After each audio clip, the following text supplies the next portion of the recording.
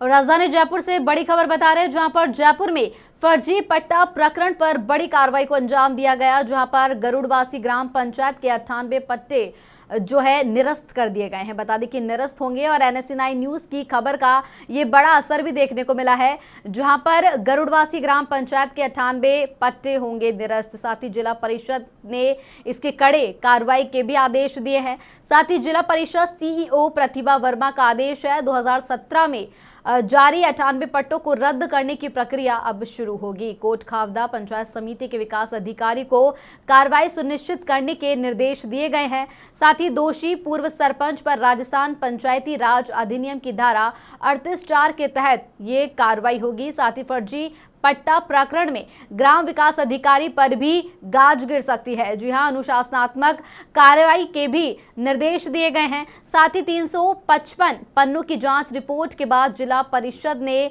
ये बड़ा फैसला लिया है। साथ ही सागरेर विकास अधिकारी ज्योति प्रजापत की अगुवाई वाली जांच कमेटी ने जो है अनियमितताओं की पोल खोली है। विवादित स्थल से अतिक्रमण हटाने और तथ्यात्मक रिपोर्ट पेश करने के भी आदेश दिए गए हैं। NSE9 न्यूज की पड़ताल के बाद प्रशासन हरकत में आया और फर्जी पट्टा मामले में इस बड़ी कार्रवाई जो है तेज हुई और ये बड़ा फैसला लिया गया है। ये बड़ी खबर आपको बता रहे हैं राजधानी जयपुर से।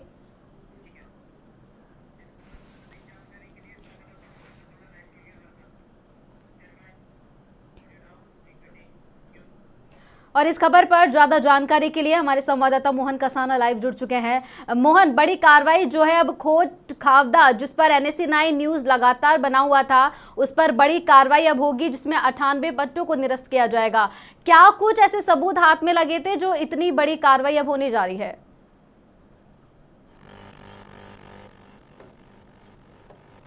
देखिए ऋतु, इस पूरे प्रकरण के अंदर मैं बता दूं आपको कि NSE9 की जो न्यूज है उसके ऊपर एक बड़ा असर यहां पर देखने को मिला है एक बार फिर दोबारा, क्योंकि इस पूरे प्रकरण को जब कोट खावदा पंचायत समिति का ये जो पूरा प्रकरण था, ग्राम पंचायत गरुड़वासी थी, वहां पर ग्रामीणों के द्वारा हमारे पास में शिकायतें आई थी कि सन 2017 के अंदर जब ग्रामीण शिविर लगे थे, उस टाइम पे तत्कालीन गहलोत सरकार थी, उन्होंने जो गाँव के जो बासिंदे थे, गरीब असहाय ऐसे लोग थे जो भूमिहीन थे, उनको पट्टे जारी करने के निर्देश जारी किए थे। और उसी के बाद में जब वहां के तत्कालीन सरपंच थे और गांव के सचिव थे, दोनों ने मिली भगत करके और एक 5 से 6 बीघा की भूमि थी और उस भूमि के ऊपर एक आवासीय कॉलोनी का डेवलपमेंट किया गया। और उस डेवलपमेंट के अंदर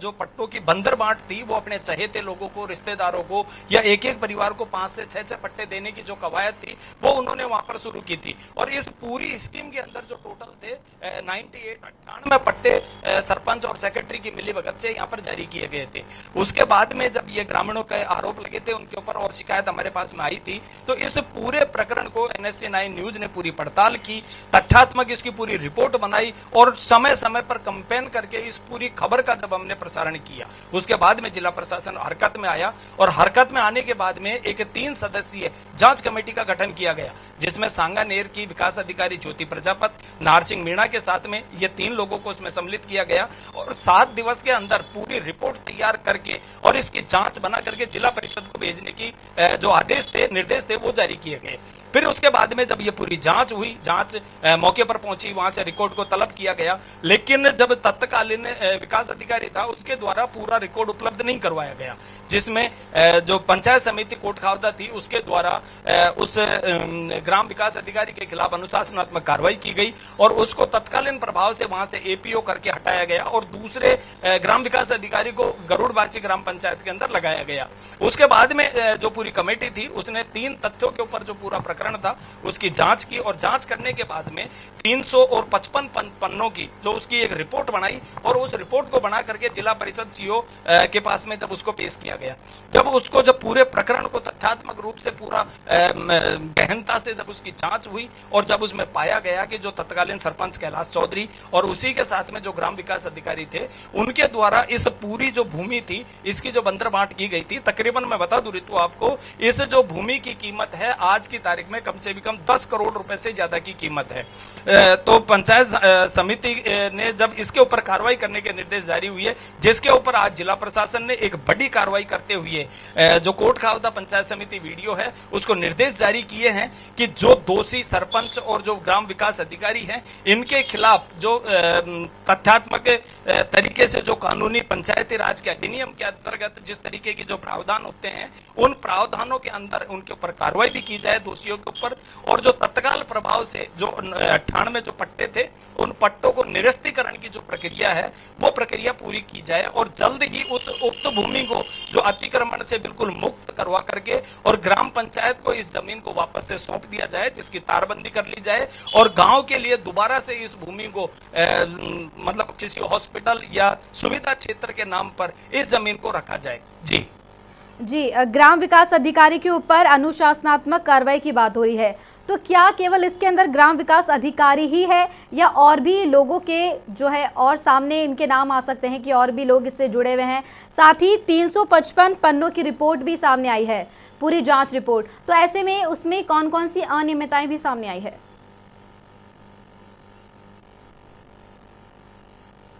देखिए ऋतु, मैं बता दूं इसमें ग्राम विकास अधिकारी ही नहीं, जो तत्कालीन सरपंच था उस सरपंच के मिलीभगत से, ग्राम विकास अधिकारी की मिलीभगत से, जिसके अलावा जब उस कोरम के अंदर जो वार्ड पंच थे उन वार्ड पंचों ने भी एक सिफारिश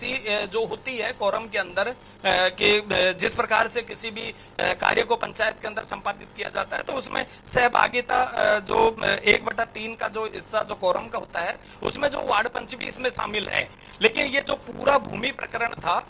इसके अंदर जो जिस तरीके से अपने चहेतों को उस जमीन के लिए बंदर बांट की गई थी, ये जो पूरा मामला प्रकाश में आया था इसकी पूरी जांच की गई। जांच करने के बाद में इसकी एक तथ्यात्मक रिपोर्ट बनाई गई है। और मैं बता दूं आपको ऋतु कि इसमें क्या होता है कि एक सरपंच होता है वो एक जनप्रतिनिधि होता है, उसके ऊपर पंचायती राज के जो अधिनियम है उसके तहत कार्रवाई होती है। लेकिन जो एक ग्राम सचिव होता है वो एक सरकारी डिपार्टमेंट का एक कर्मचारी भी होता है, तो उसके ऊपर एक तो अनियमितताओं के तरीके से जो विभागीय जांच और विभागीय जो कार्रवाई उसके ऊपर जो सुनिश्चित होनी है उसके निर्देश भी आज जिला परिषद सीईओ ज्योति वर्मा, जिला परिषद सीईओ प्रतिभा वर्मा ने जो जारी कर दिए गए हैं। और जो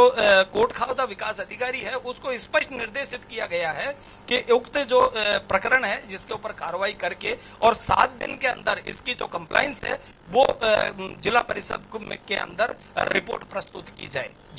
जी, अभी तक जो है 98 पट्टे निरस्त करने की बात सामने आ रही है। आगे क्या लगता है कि और मामले में जब जांच पड़ताल होगी तो आगे क्या बड़ी कार्रवाई हो सकती है?